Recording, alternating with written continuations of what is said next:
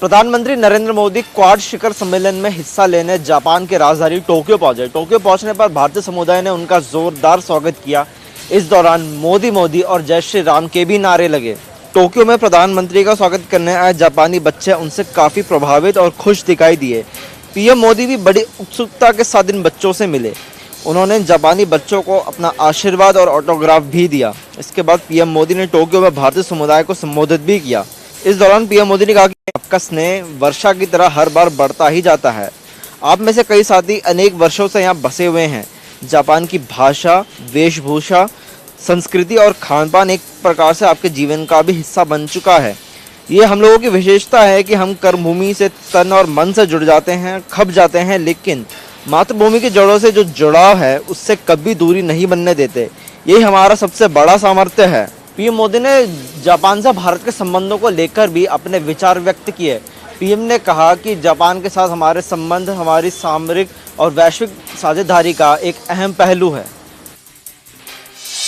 ज्ञानवापी मामले को लेकर आज फिर सुनवाई हुई। करीब 7 मांगों को लेकर 45 मिनट तक बहस चलती रही।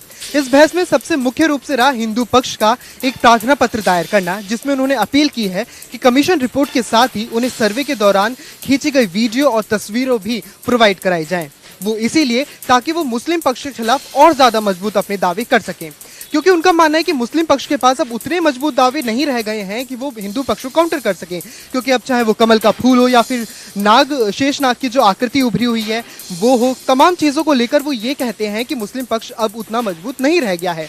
तो इसी को देखने वाली बात है कि सुप्रीम कोर्ट ने अब अगली सुनवाई जो कि कल होनी है उसको लेकर अपना फैसला सुरक्षित रखा है। सिविल कोर्ट ने ये फैसला इसलिए भी सुरक्षित रखा है क्योंकि सुप्रीम कोर्ट का ये आदेश है कि 8 हफ्तों के अंदर ये सुनवाई होनी है और 7 मांगों को लेकर तमाम अलग अलग याचिकाएं दायर की गई हैं। अब ये सिविल कोर्ट को तय करना है कि किस मांग को लेकर सबसे पहले सुनवाई की जाए।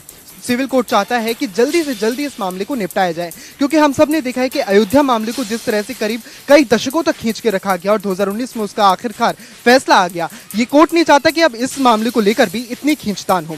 इसी के जरिए अब देखना होगा कि अगली सुनवाई को आखिर कोर्ट क्या फैसला सुनाता है। रोहतक के गौड़ शिक्षण संस्थान जमीन विवादित मामले को लेकर पूर्व सहकारिता राज्य मंत्री मनीष कुमार ग्रोवर की पहली प्रतिक्रिया आई है। मनीष कुमार ग्रोवर ने प्रतिक्रिया देते हुए कहा है कि रोहतक से सांसद डॉक्टर अरविंद शर्मा के बदले बदले सुर क्यों लग रहे हैं यह तो वही जानते हैं, और उन्होंने किस भाषा का प्रयोग किया है। इसी को लेकर उन्होंने कहा कि वह इस जमीन विवादित मामले को लेकर इसकी पैरवी करने के लिए सांसद के साथ वह मुख्यमंत्री के पास पहुंचे थे और उन्होंने इसकी पैरवी भी की थी। हालांकि मुख्यमंत्री की मंशा साफ थी और उन्होंने निगम अधिकारियों को इस मामले को लेकर सख्त निर्देश भी दिए थे और निगम अधिकारी इस पर काम भी कर रहे हैं। हालांकि उन्होंने कहा कि मुख्यमंत्री की और सरकार की मंशा साफ है और वह जमीन शिक्षण संस्थान की थी और शिक्षण संस्थान की ही रहेगी। लेकिन रोहतक से सांसद डॉक्टर अरविंद शर्मा ने प्रहावर में परशुराम जयंती पर जिस तरह से भाषा का प्रयोग किया है वह तो वही जान सकते हैं। उन्होंने कहा कि वह 50 वर्षों से भाजपा पार्टी की सेवा और भाजपा पार्टी को मजबूत करने का काम कर रहे हैं। सीएम जयराम ठाकुर आज हमीरपुर जिला के दौरे पर रहे। इस दौरान उन्होंने पूर्व मुख्यमंत्री प्रेम कुमार धूमल की शादी की 50वीं सालगिरह के कार्यक्रम में भी शिरकत की और उन्हें 50 साल शादी के पूरे होने पर बधाई दी है। इस दौरान सीएम जयराम ठाकुर ने केंद्र सरकार के द्वारा बीते रोज मुलाकात होने पर कहा कि हिमाचल प्रदेश में विधानसभा के चुनाव नजदीक आ रहे हैं, जिसके चलते पीएम मोदी से विचार विमर्श किया गया और शीर्ष नेतृत्व से भी बातचीत की गई कि किस तरह से आगामी रणनीति तय की है। वहीं उन्होंने पेट्रोल और डीजल के दामों में केंद्र सरकार द्वारा कमी किए जाने का स्वागत किया है। उन्होंने कहा कि पीएम मोदी ने देश के लोगों को पेट्रोल और डीजल के दामों में कमी करके राहत पहुंचाने का काम किया है।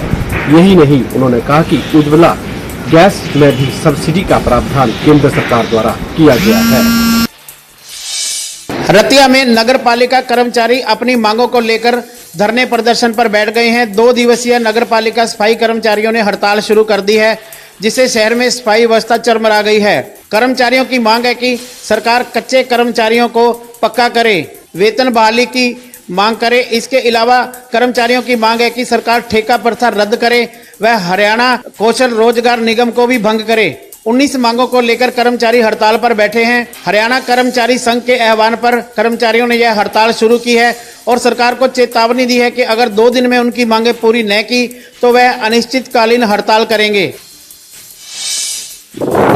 सूत्रीय मांगों को लेकर कलानौर में आज से सफाई कर्मचारी 2 दिन की हड़ताल पर बैठ गए हैं। ये हड़ताल आगामी 24 मई तक चलेगी। सफाई कर्मचारियों ने आज हड़ताल के दौरान फिर से अपनी वही पुरानी मांगें दोहराई और मांग उठाई कि सरकार कच्चे कर्मचारी को पक्का करे, समान काम समान वेतन जारी करे, कोरोना में मारे गए लोगों को 50 लाख रुपए की अनुदान राशि दे व साथ ही परिवार के एक व्यक्ति को सरकारी नौकरी भी प्रदान करे। इसके अलावा सफाई कर्मचारियों ने जोखिम भत्ता बढ़ाना, पुरानी पेंशन बहाल करना आदि मांगों को भी दोहराया। सफाई कर्मचारियों ने कहा कि सरकार उनकी मांगों को लगातार नजरअंदाज कर रही है, जिसके चलते उन्हें बार बार हड़ताल पर या भूख हड़ताल पर जाना पड़ रहा है। सफाई कर्मचारियों ने चेतावनी देते हुए कहा कि अगर सरकार ने जल्द उनकी मांगों को नहीं माना तो वह अनिश्चितकालीन हड़ताल पर चले जाएंगे, जिसकी पूरी जिम्मेवारी सरकार की होगी। 2 महीनों से भीषण गर्मी का टॉर्चर झेलने के बाद लोगों को अब एक बड़ी राहत मिली है। आज देश के कई हिस्सों में झमाझम बारिश हुई है और इस बारिश के बाद जहां पर लोगों को राहत मिली है तो जाहिर है कई लोगों को इस बारिश के बाद आफत भी हुई है। आज मैदानी इलाकों का तापमान शिमला से भी कम था और लोगों ने जमकर इस मौसम का लुत्फ उठाया है और उठाई भी आखिर क्यों ना, एक लंबे समय बाद राहत वाली बारिश जो हुई है। मौसम बदलने से लोगों के चेहरे भी खिलते दिखाई दिए। दिल्ली, गुरुग्राम, हिमाचल प्रदेश, पंजाब समेत कई राज्यों में सोमवार को जमकर बारिश हुई। तेज बारिश के बाद दिल्ली गुरुग्राम एक्सप्रेसवे समेत शहर की 60% सड़कों पर जल भराव हो गया, जिसकी वजह से लोगों को कई घंटों तक जाम का सामना भी करना पड़ा। वहीं तेज आंधी से कई जगहों पर पेड़ उखड़कर भी गिर गए। तो वहीं अगर हम राजस्थान की बात करें तो 45 डिग्री सेल्सियस की तेज गर्मी से तप रहे राजस्थान में सोमवार सुबह की शुरुआत आंधी बारिश के साथ हुई। पहाड़ों पर भी लगातार बारिश और बर्फबारी जारी है। ठंड और ऑक्सीजन की कमी के कारण केदारनाथ में मरने वाले यात्रियों का आंकड़ा भी लगातार बढ़ता जा रहा है। केदारनाथ में मौसम खराब होने की वजह से 28 लोगों की मौत हो चुकी है। 4 धाम पहुंच रहे यात्रियों को भारी परेशानियों का सामना करना पड़ रहा है। यात्रियों को ठंड और बारिश में बाबा के दर्शनों के लिए लाइनों में लगना पड़ रहा है। वैसे मई महीने में धाम में बर्फबारी अक्सर नहीं होती है, लेकिन इस बार बर्फबारी हो रही है। इन दिनों धाम में हर दिन 15,000 के आसपास यात्री पहुंच रहे हैं। तो हिमाचल प्रदेश में भी मौसम बहुत सुहावना है। अगर आप चंबा, मनाली, डलहौजी और शिमला के ऊपरी इलाकों में जाएंगे तो आपका वहां से आने का मन नहीं करेगा, क्योंकि हिमाचल प्रदेश में मौसम ठंडा है और लगातार इस ठंडे मौसम का लुत्फ उठाने के लिए सैलानी हिमाचल प्रदेश का रुख कर रहे हैं और पहाड़ भी सैलानियों का दिल खोलकर स्वागत कर रहे हैं। जनता को महंगाई से राहत देते हुए प्रधानमंत्री नरेंद्र मोदी ने एक बड़ा ऐलान किया है। सरकार ने पेट्रोल पर 8 रुपए और डीजल पर 7 रुपए की कटौती करी है, जिससे लोगों को पेट्रोल सस्ता मिल रहा है। नई कीमतें रविवार से लागू करने के बाद वित्त मंत्री निर्मला सीतारमण ने राहत की घोषणा करते हुए कहा कि अब बारी राज्य सरकारों की है कि वे वैट घटाएं। इसके बाद 2 राज्यों ने वैट घटाने का फैसला ले लिया है। केरल और राजस्थान, इन दोनों राज्यों में पेट्रोल डीजल के दाम कम किए जाएंगे। केरल ने वैट में 2 रुपए 41 पैसे और डीजल में 1 रुपए 36 पैसे घटाने की घोषणा की है। केरल के बाद राजस्थान की कांग्रेस सरकार ने भी पेट्रोल डीजल पर वैट घटाने की घोषणा कर दी है। राजस्थान सरकार ने पेट्रोल पर वैट 2 रुपए 48 पैसे और डीजल पर 1 रुपए 16 पैसे कम करने की घोषणा करी है। लगातार महंगाई के बढ़ने से लोगों को काफी दिक्कतें हो रही थी।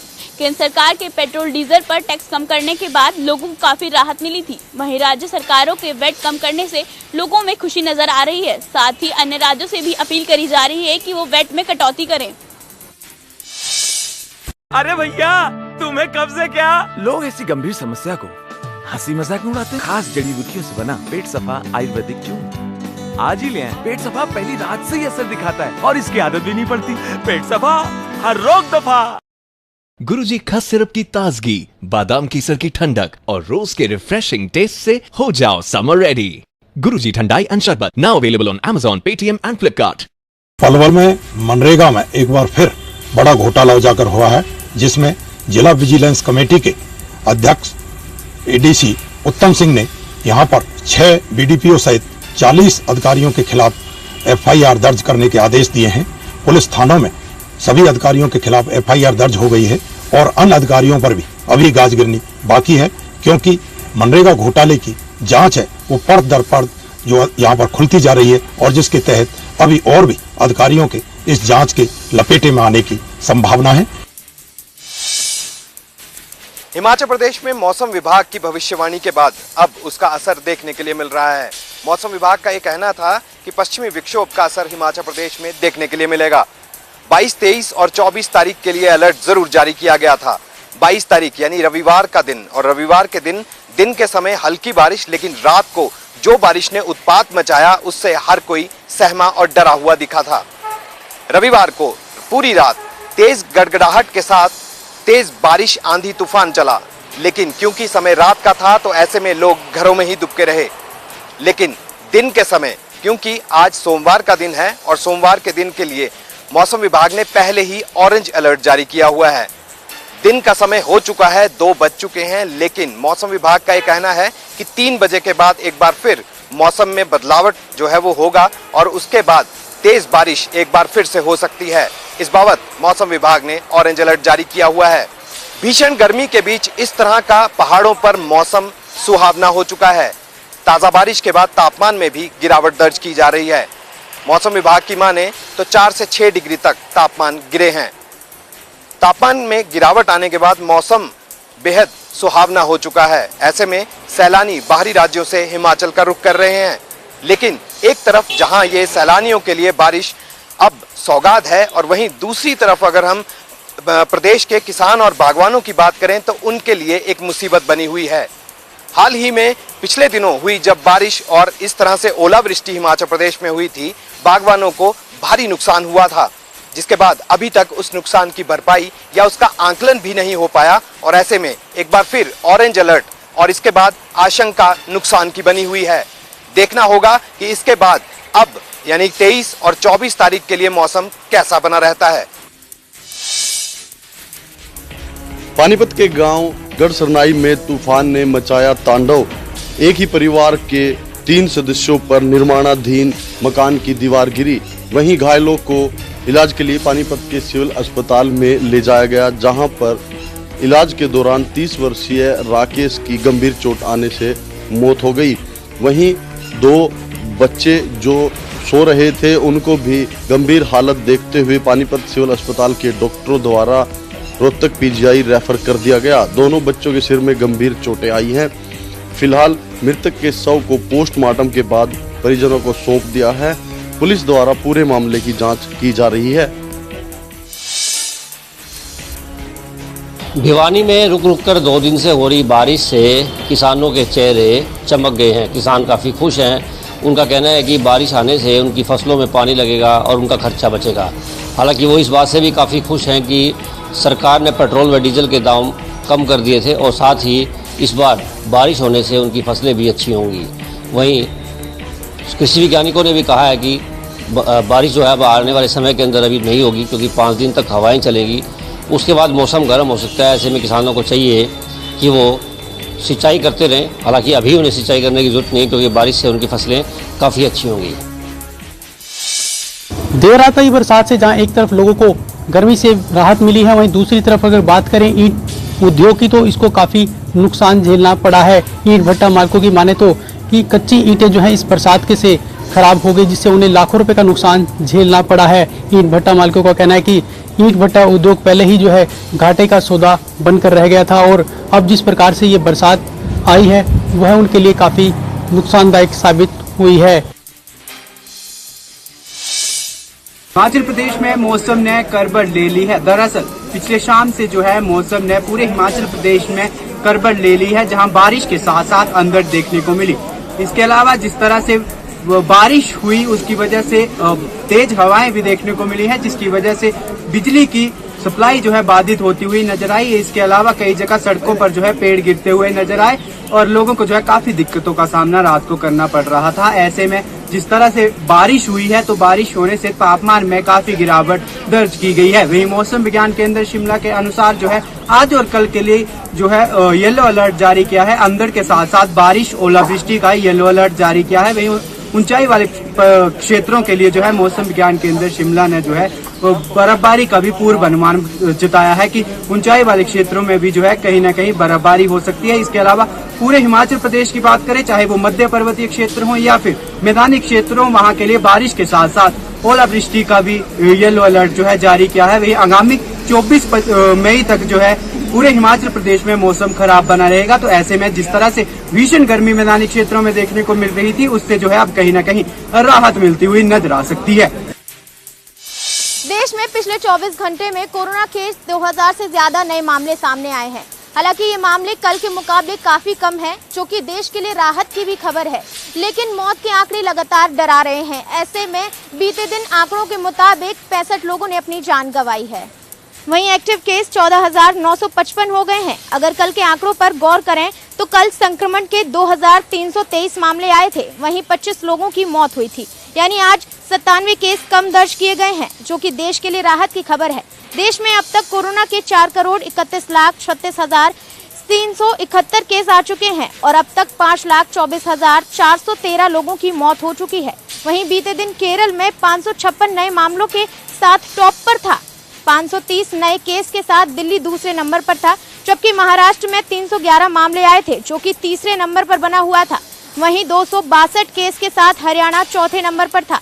अब उत्तर प्रदेश की बात करें तो वहां पर 146 केस दर्ज किए गए थे। वहीं अब उत्तर प्रदेश की बात करें तो वहां पर 146 केस दर्ज किए गए थे। इन पांचों राज्यों में ही 77% मामले दर्ज किए गए थे। वहीं भारत में 98.75% रिकवरी रेट दर्ज की गई थी। इसके साथ ही बीते दिन देश में 15,32,383 कोरोना वैक्सीन डोज भी लगाए गए थे। हालांकि देश में कोरोना केसेस में गिरावट होने की वजह से राहत की खबर है, लेकिन अब लोगों को ध्यान ये भी रखना चाहिए, क्योंकि मौत के आंकड़े लगातार फिर भी बढ़ रहे हैं, तो लोगों को ध्यान रखना चाहिए कि वो मास्क लगाकर ही घर से बाहर निकलें और दूरी बनाकर रखें।